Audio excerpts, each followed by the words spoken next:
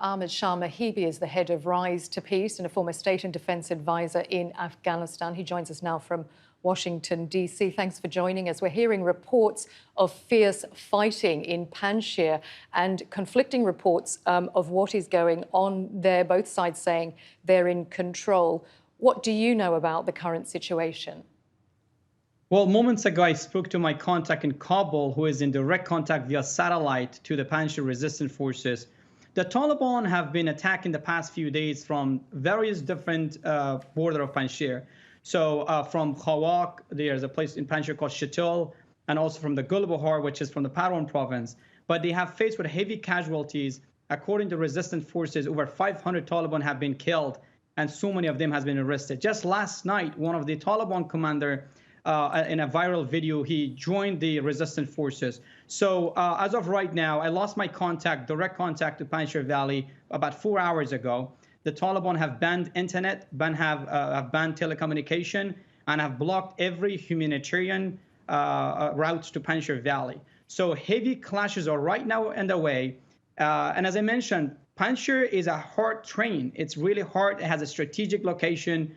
What they told me is that Taliban are equipped with advanced U.S. military weapons, night visions, goggles, and FMS, and they haven't started air bombing, but the Taliban are using MRAPs, Humvees, snipers, all American equipments.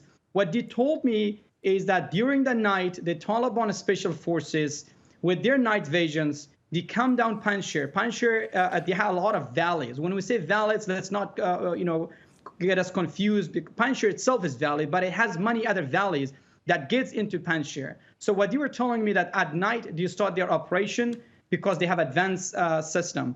And they also reported that they have about 24 resistance forces has been killed so far.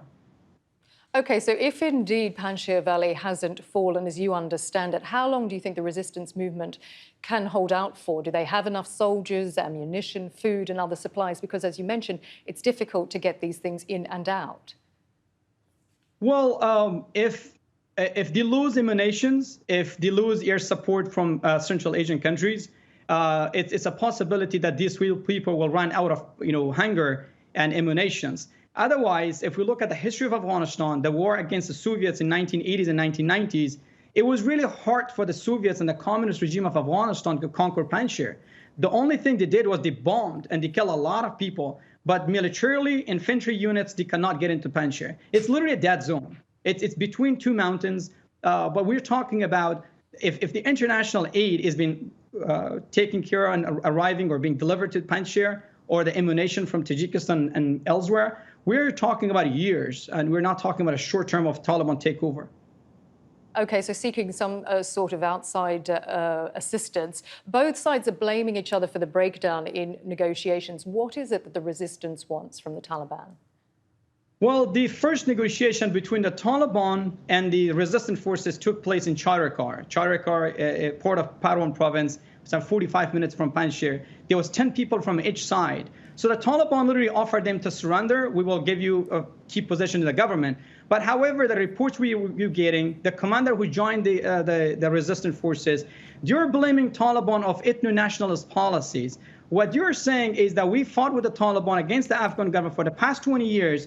Now that we are victorious, the Taliban are assigning and giving key positions to their own ethnic groups. And that's why these people are angry. They have a lot of grievance. So we're talking about negotiations in terms of what is it for overall an inclusiveness of Afghanistan.